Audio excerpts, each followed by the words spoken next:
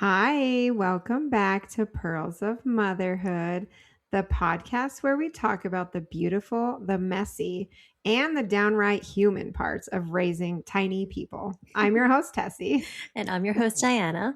And today's episode is one that might make you feel very seen, maybe even a little uncomfortable, but in the best way. We are diving into mom rage. What is it, why it happened, and how we can find compassion for ourselves through it. Yeah, if you've ever had that moment where a small thing, like a spilled drink, a sibling fight, a whiny little voice, makes you want to scream out of your skin, you are definitely not alone. You are probably like in the majority. Yeah. But it definitely also doesn't mean you're broken, you're not a bad mom, and you're also not dramatic. Instead, you are human and you are exhausted and you are overwhelmed and you are living under pressure no one prepared you for. So, if you're listening and already feeling tightness in your chest because this one hits close to home, just take a breath. This is not an episode about shame. This is an episode about understanding yourself with compassion. But first, let's get into some listener mail.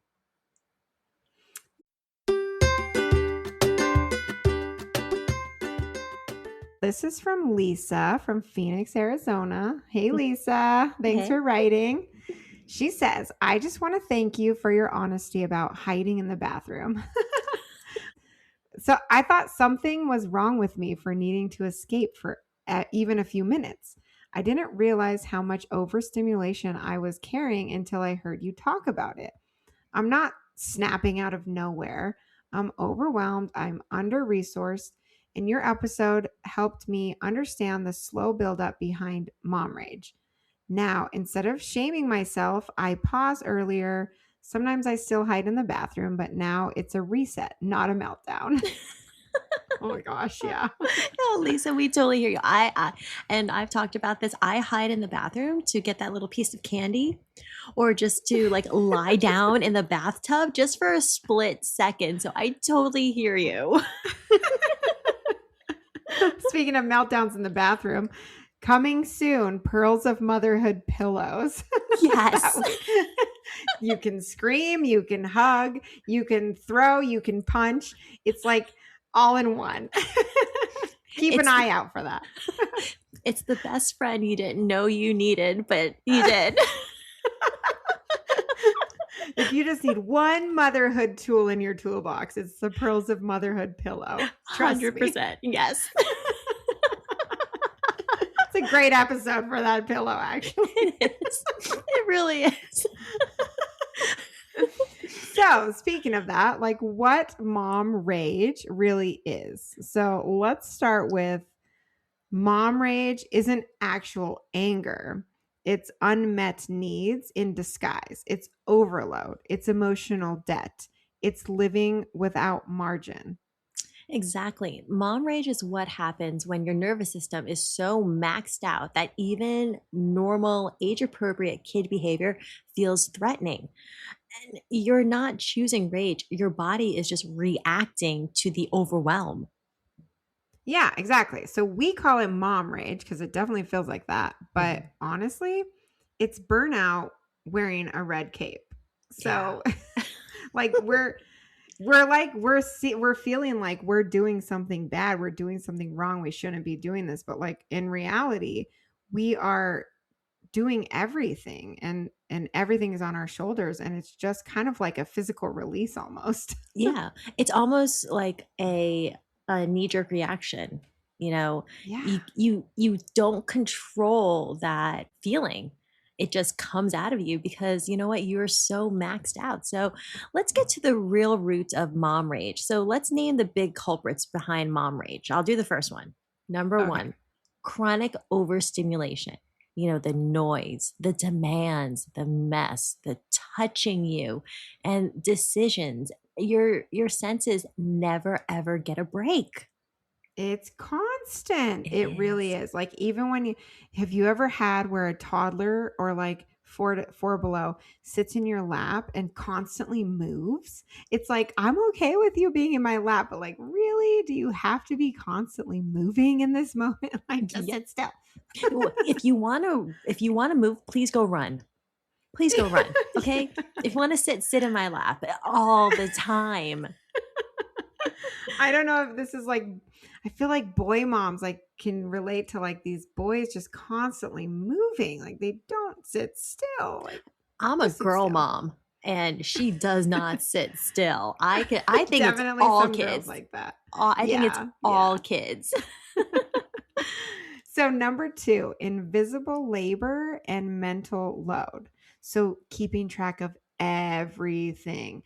I feel like I'm always asking myself too, like, am I the only one that does anything around here? Like, why am I doing everything? Like doctor's appointments, snack preferences, school emails, bedtime routines, like the emotional pulse of the whole family, not to mention like the physical, like cleaning and moving things and organizing this. And like, why is this here? Let me go put it where it belongs. And just like all of that stuff that you're constantly like, no matter where you go, you can't escape it. 100%. Throw in It's the everywhere. haircut routines. Why am I in charge of everyone's grooming? But I am. Not just mine, but my husband's, who's a full grown adult, and of course my daughter, because, well, that makes sense. But when am I in charge of everyone else's hygiene? Oh my gosh. I know. Try having 4 boys. Okay, yeah, my fourth one doesn't get haircuts yet, but like every month I have to take those kids in to get a haircut cuz I'm like, "No, you are not, your hair is shaggy. We're getting it done." I looked at my husband the other day and I said, "Oh, why do you look like a wildebeest?" I was like, "What's going on with your sideburns? When did they Cuz do that?" you didn't schedule him his I appointment. didn't. So I had to pick up my phone and text my stylist and say, "Hey, can you get him in this weekend?" And she goes, 100% yes. And Do then they even look in the mirror?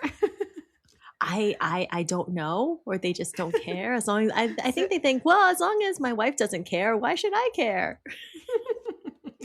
But I'm also handing wouldn't him it the be $20 so nice? bill. I'm also handing him the $20 bill to go pay for that haircut. It would be so nice to be in a man's brain sometimes, I swear. So simple and easy. I would think so, yeah, because my brain is not. It is going on. It is noisy in there. Yes. So that's like the invisible load, Yeah. mental load that we have. Yep. Okay, number 3, lack of support and shared responsibilities.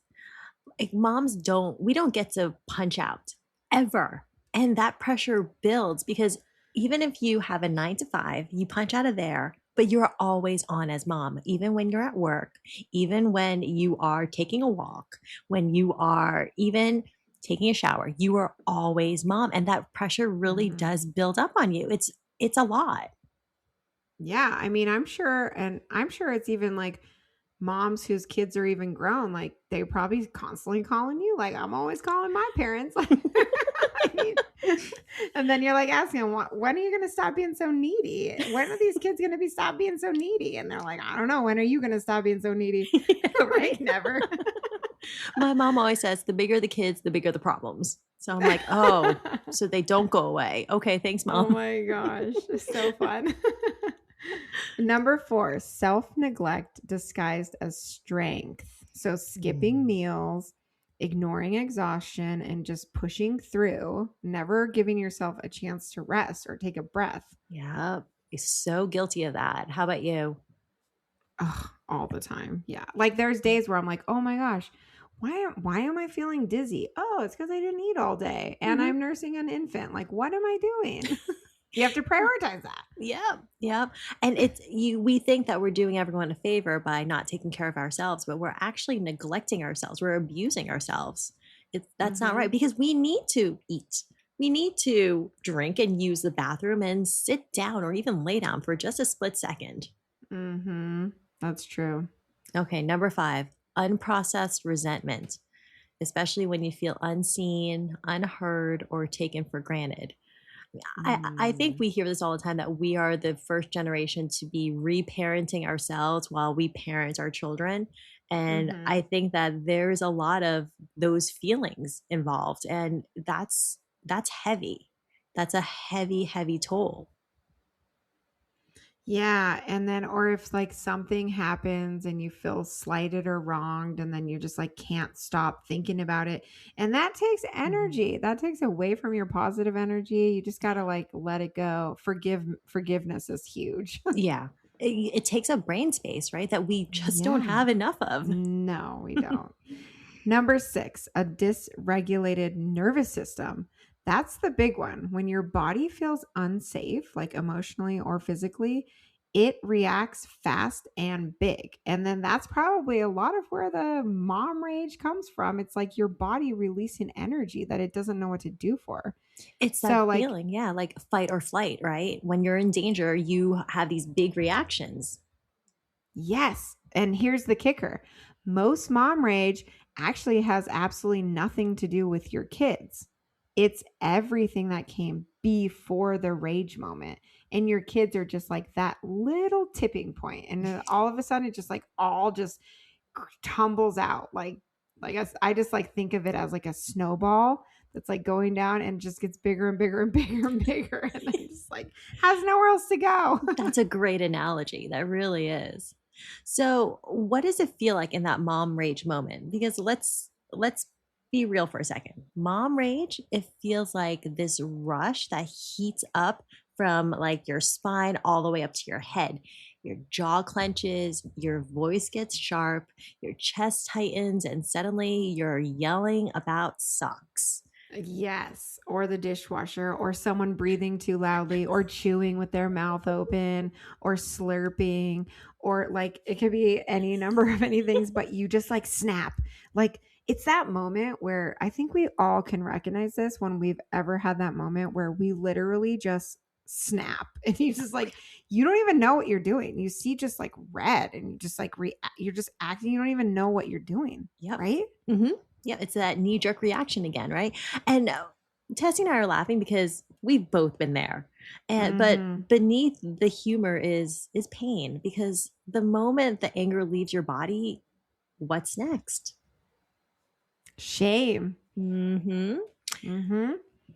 And you think like, what's wrong with me? I'm such a terrible mother. I can't believe I did that. Why can't I handle this? Why am I like this? Like you just imagine that you're the only one who's like that. It's probably not truth, but like you just like constantly, then you just go down this whole spiraling effect of like, what's wrong with me? Why am I such a I'm going to like ruin my kids. They're going to need therapists the rest of their life. And they're going to like, I just ruined their entire life. And then those questions, they actually bury the real truth, which you're carrying too much, too often, and too little support. So let's talk about like our mom rage moments that kind of show up when we're overstimulated, like when everyone's talking all at once. Oh, that's a big one for Oh me yeah. because like five kids. Okay, one doesn't talk, but like four all at once. The house is too loud. That's like a huge thing for me. I've been touched all day. That's The huge for rage isn't me. about the moment. Yeah, it's not about the moment. It's about like our nervous system's just like saying, I am done. Like, just Yeah. enough already. Yep. For me, it's around that mental load. Like when I'm carrying all these invisible pieces, like the schedules, the emotional labor, and then someone goes, "What's for dinner?" I lose it. And it's always dinner. It's always that question. Like every day, you think I would like see it coming, but no, I always lose it. And it's not the question. It's the assumption that I'm the keeper of everything. And that's not Mhm. fair, right? That's what it's about. Yeah, yeah. And like we share these stories because we want you to know that like we're not above this either. And if you're struggling with this or if you've ever had this moment, and maybe there's moms out there who haven't, I don't know, but we're definitely in the trenches with you. So don't feel bad because it's not necessarily your fault. Like there's things that trigger you. It's not just you. It's not just you. You're not abnormal. You're not broken. Mhm. Yeah, true. And your kids, they don't suck, even though sometimes you think they do. Like, why do my kids suck? Why, Yeah. why are those kids so good? Why are those kids so well behaved? And why do my kids suck? Like, no, actually, your kids are probably pretty good kids, I Yeah. bet. Like, for the most part, most kids probably are. It's just that they're like when it's us, we kind of just get overwhelmed And Yeah. you can't help that. Yep. And they're little mirror images of us. I know it's so bad. I'm always like, my kids all pick up all my bad habits. Stop picking up all my bad habits. Maybe I don't Same. have good habits. I don't know. You have I'm good starting to habits. really wonder that. I'm right there with you. I go, that's all me. What's good Oh. about me here? Yeah. They get all their good habits from their father. So mom rage, it's actually a signal. It's not a character flaw. It's your body saying, stop it. I need help. I need rest. I need boundaries. I need some space. I need someone to pour into me for once. Please don't touch me. This is a personal circle here. Don't come near me. It's a personal bubble. And I can't carry this alone anymore. I need someone to do this with me. Yeah, like if you think about it, kids are really good at pushing your buttons, especially at the right time. Let's say wrong time. Yeah. It's such like the perfect storm. Kids just know the exact right time to push exactly the right button. But really, they're not the ones that are installing the buttons. Life is installing the buttons, and like exhaustion is, and culture and expectations. That's what's really putting all of that pressure on us. And then the kids just come along being kids, normal kids, and then it just seems like they're just the wrong time, wrong place, right? 100%. Yeah. So let's talk about tools. Okay. We're not talking about fixes. Let's use some tools to get us through this time. So tool number 1, lower stimulation. Turn off the music, step outside, throw out the phone, silence the notifications. Your nervous system just needs to calm down. And I can definitely say that when I turn off my phone, that pressure comes off. So that definitely helps. Mm-hmm. The phone is such a big one. Just walking away from it and not having it anywhere in your vicinity, like something about that does kind of restart you. And also at the same time, you're like constantly like fiending for it. At least I am. I'm like, oh, I need my phone. I need my phone. But then it's also like, oh, this is so nice. Have you ever been on a cruise for like 7 days and you can't have your phone because you're out of the country? And for the first like 2 or 3 days, you're just like, oh my gosh, what am I going to do? I'm going crazy. And then like at the end of the cruise, you're like, I could throw my phone in the ocean. I don't even want to turn this thing back on. That was so relaxing. I love that. It's like you were going through withdrawal first and then we get it out of our system. Yes. We need to do like a phone-free retreat once a year with our girlfriends and just go somewhere with no phones allowed for an entire week. Wouldn't that be amazing? And we could reset for the entire year. Oh, we should do that. We should. We 100%. That is on our to-do list. That a Pearls of Motherhood retreat. Yes, stay tuned. That is awesome. Okay. Tool number 2. Build micro moments of regulation. So 30 seconds of deep breathing, a drink of cold water, or even a pause before reacting, which like I kind of feel like is impossible for me because I cannot do that. But if you can do that, like that's huge. Yeah, because once I see red, nothing stops me. It's like this dam that just crashes. No but hey, it's a tool. We can try to use it, right? Yeah. If you're good at that, use that. Utilize that tool. That's not a tool in my toolbox. I'm trying. So I try to do this one. Tool number 3, share the load. I'm not usually one to ask for help, but after becoming a mom, I actually realize it makes me a better person by asking and sharing whatever I'm going through. So ask for actual tangible help. Have someone come over, fold laundry for you, or come over or take out for dinner. Tangible help. Outsource where you can. We're all about that. Do what you enjoy when you are able to, and delegate without guilt. If you don't like doing something, give it to someone else. Yes, I am such a huge proponent of this one, sharing the load, because like we all became mothers for a reason. We want to be around our kids, I assume. At least me. I want to be around my kids. I don't actually want to be doing all of this like busy work and all this stuff that unless they can be a part of it, if it's something that I have to do where I have to choose between them or me, that's like a big thing that I'm just going to outsource. Like there's not even a question. I'm not going to be choosing anything over my kids unless I want to be doing it. Yeah. Like scrubbing the toilets. I'm not scrubbing the toilets while they're like, no. Yes. I like to outsource, let's say, okay, I hate doing my taxes. That takes me forever. I have a CPA for that. They do a better job than me, and it gives me peace of mind. Oh my gosh, if I did our taxes, I can't even imagine. I am not smart enough in that area, I'll tell you that. I used to be smart, and I became a mom. Now I have more brain space for compassion. That's what I'm being told. I am like so impressed that you can do taxes, though. That's a good skill to have. My mom is an accountant, so she taught me. But yeah, I don't enjoy that, so I hire someone, and because I don't want to be audited for making a mistake, I'll let the professionals do it. Sitting there doing taxes while your child is like, no, you'd rather be with your child, right? I actually remember my mom doing our taxes when I was young, and she would have to send us away. She would have to send us out with dad to the park or something like that because. Yes. And it would be for hours. And we're like, when can we see mom again? And dad's like, mom's busy. But now on the other side of things, I'm like, oh, mom must have had so much going on, filling out these forms, because back then all the forms were by hand, right? Oh my gosh. They didn't have TurboTax where it basically did it for you, right? Yeah. Like TurboTax probably does it a lot for you. Yeah. You just have simple taxes. Yep. And I remember having to pick up those forms and doing all that stuff. Like I remember going to the post office and picking up those forms or something like that. Yeah, share the load. Yeah, that's actually a great thing. If you're old enough to do that with your kid, it's probably a good thing to teach them, actually. Yeah. It's a life skill.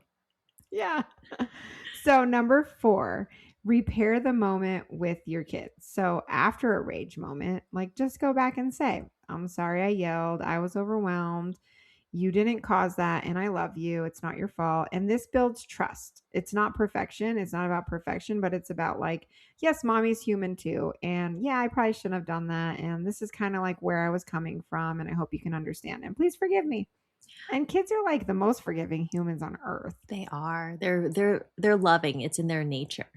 I started doing this where I say, I'll be right back. And I step out of the room and I go and I take a breath. I come back in and I go, was there a grumpy mommy in here? And she'll go, yes. And I'll go, well, you know what? I sent her away. Let's start over again. Calm mommy's here now. And it's that moment of levity because she'll laugh and that kind of resets the moment for us. But it's also that repair moment of I'm saying, I'm sorry. She knows it's me, or maybe she thinks I have a split personality. I don't know. Who knows? She's gonna be like, well, I had 2 mommies. I don't know. Maybe 5 mommies. This is weird. That's funny. But that's what I do. I walk out of the room and I come back and pretend that I sent the other mommy away and we try again. That's hilarious. I turn into, okay, this is like really funny. I turn into like a hillbilly kind of like, I get this like really just like really, I don't know. It's not like a Southern accent, but it's like a backwoods accent. And then I'm like a completely different person. And I'm like, really? But the thing is, it's like, I will say what I really want to be saying in like anger, but I'll say it in that voice and they're actually laughing about it. And like, I'm kind of getting it out, but like, they don't know that I'm getting it out. They have no idea what's going on, but they're like laughing their butts off. That's okay. Hey, that's okay, right? Yeah. In a way, you're sharing the load, right? Because you're getting it off. The kids have no idea. So that's a bonus. I love that. One of these days, you're going to have to do an impression for us. We're going to have to hear backwoods Tessie. Oh, God. That'd be so funny. That would be. Okay, tool number 5, tend to your own needs. Sleep, take breaks, get food, have adult connections, have emotional support, because you can't pour from an empty nervous system. You can't pour from an empty cup, basically. Yeah, very true. Yeah, that's a good one. So, tool number 6, rewrite the internal story. So, like, of course, I am a bad mom. It becomes like what we say to ourselves, but we can twist that around and I'm a mom with unmet needs, or I am allowed to meet them, and or I'm a mom that's overstimulated and I just need to take a break, or like, not that you're a bad mom, you're not a bad mom, you're just not perfect, but you can kind of like reframe it. Mm-hmm. Don't be so hard on yourself. We're all so hard on ourselves, aren't we? It's kind of ridiculous. Like, we just beat ourselves up and like for no reason, because our kids probably won't even remember it. I bet they won't, especially if they're like under 4. They probably don't. Here we are, like stressing, losing sleep at night, like, my kids are going to hate me. And they like will never remember it. My mom was unkind to me. Okay, so why don't we like reframe mom rage with compassion? So imagine if instead of shame, you responded to your rage with like curiosity. Like, what is the moment trying to show me? So instead of just instantly just feeling like, oh, I'm such a horrible human, I can't believe I did that, be like, wait, where did that come from? Yeah.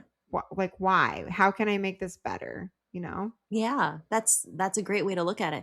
So like imagine if instead of calling yourself crazy or dramatic, you said, hey, I'm overwhelmed and I deserve to be taken care of.